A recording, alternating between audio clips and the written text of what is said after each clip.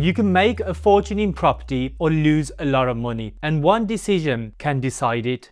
Do you buy a flat or a house? In 2017, I nearly made the wrong choice. I was about to buy a shiny new flat in Birmingham called The Bank on Sheepcote Street. I had the reservation form ready, mortgage in principle approved. I even emailed the agent to ask if he was still available. I was this close to pulling the trigger. Honestly, I thought I was doing the right thing. Shiny brochure, great location, my ego loved it. Back then, I didn't have 20 properties. I didn't have experience. I was just trying to take my first big step. But then something didn't feel right. Something told me to just wait and pause. And that one paused changed everything. So fast forward to now, I've sourced over 150 properties in just the last 12 months. I built a portfolio of 20 properties, all of them houses. And that near miss, it taught me one of the most expensive lessons in property without paying the price. So today I want to break down why one of these assets can quietly ruin you financially. We're going to look at three things: hidden costs, capital growth, and the tenant experience. Let's get into it. So first up, let's talk about leasehold versus freehold. Houses, they're usually freehold, which means that you own the land and the building. Simple. Whereas on the other hand, flats are nearly always leasehold, which means you only own the flat for a set number of years and not the land it sits on. And the first time I heard this, I thought, oh, sounds harmless, right? But it's not. Let me show you three dangers I didn't fully understand back then. First up, the ground rent. Some leases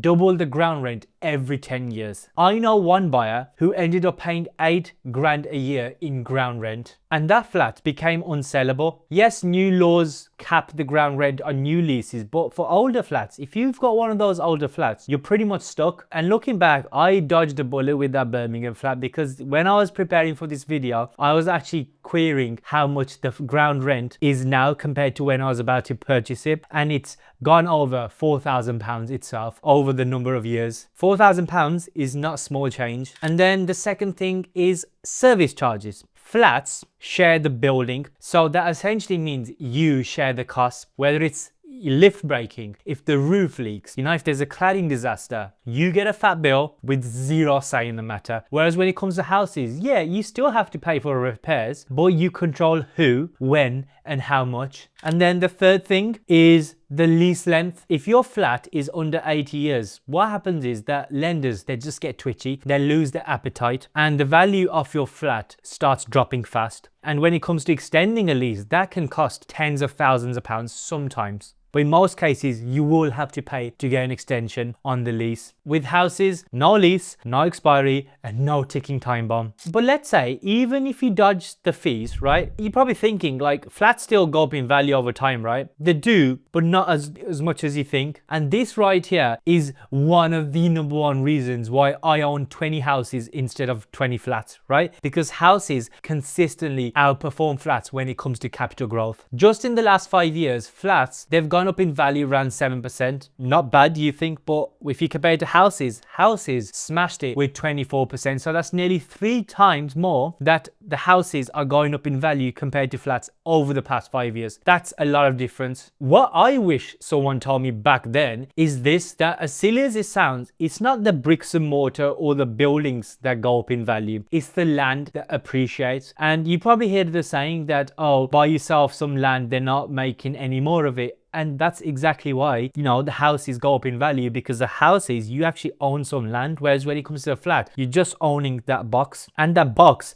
is someone else's building, right? But when you buy a house, you're buying the house, you're buying the land, and essentially that land is what grows in value. Let me break it down even further. That Birmingham flat, I was literally a few clicks away from buying it, right? But I walked away. Instead, I focused on freehold houses. Fast forward to today, I've built my entire portfolio around them. Why?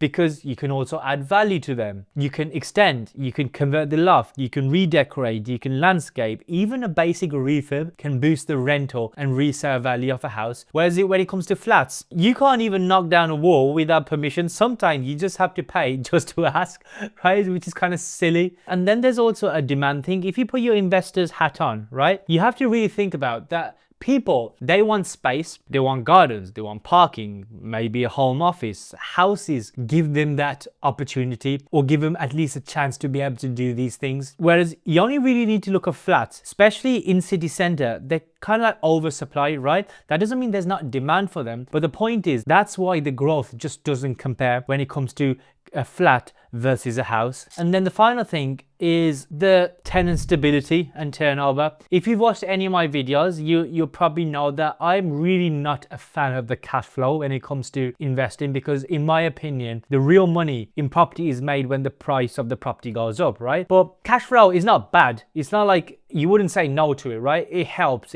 pay the bills, it helps pay the mortgage, and you do eventually have some left over in most cases. But there's a tenant thing as well, and I'm not saying that every tenant in a flat is bad, but again, just look at the stats. A lot of these bad tenants, you do find them in these, multi-story flats, right? And tenants, whether they're living in a flat, whether they're living in a house, they can damage your property. But here's the thing, houses, they tend to attract higher quality tenants. Why is that? Because number one, it's always going to be more expensive to rent out a house, right? But not just that, not just the money side of it. Houses tend to attract a different profile as well of tenants. So we're talking families, couples, people who want to set up. I've seen this so many times with my own portfolio that I've had like couples or families that have stayed in my property for 2, 3, 4 years, no voids, no problems, right? But with flats tend to, again, with that, I don't want to sound like completely generic, but I'm just trying to give you like a full picture of things. But the reality is flats do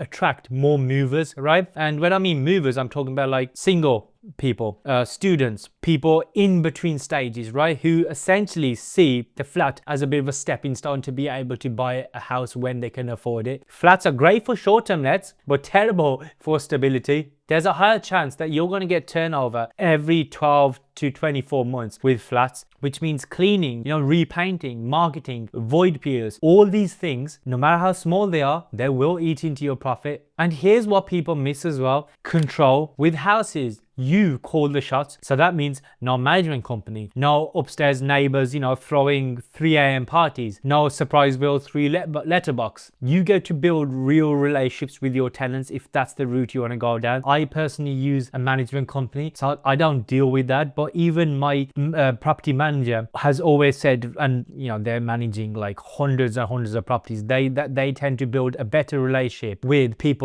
who are staying in homes because they just stay longer, right? And you end up building that rapport. And in my experience, that's what leads to long-term passive-ish income in property. So would I ever buy a flat? Maybe, but only under rare perfect conditions. Honestly, that flat I nearly bought in 2017, I feel like it would have trapped me, because there would have been ground rent, service charge, zero flexibility. But these 20 houses, it's given me the cash flow, it's given me options, it's given me freedom, freedom to take as many holidays as I want to, as long as I can afford it, and still continue to grow. Looking back, I'm just grateful I didn't learn that lesson the hard way, because in property I've learned many hard lessons, especially on my first property, my second property, but this one I dodged a bullet. And honestly, I don't know whether I would have been, nobody really knows that, but I don't know if I would have been able to stomach that, because a lot of my money would have been stuck in that property, in that flat. And if this video helps even one person avoid the same mistake, then I guess this video has been worth it. So if you're serious about using property to create freedom, right, not stress, then don't just buy property, buy the right kind of property. Watch my next video. I'll walk you through exactly how to buy a house from start to finish. I'll see you over there.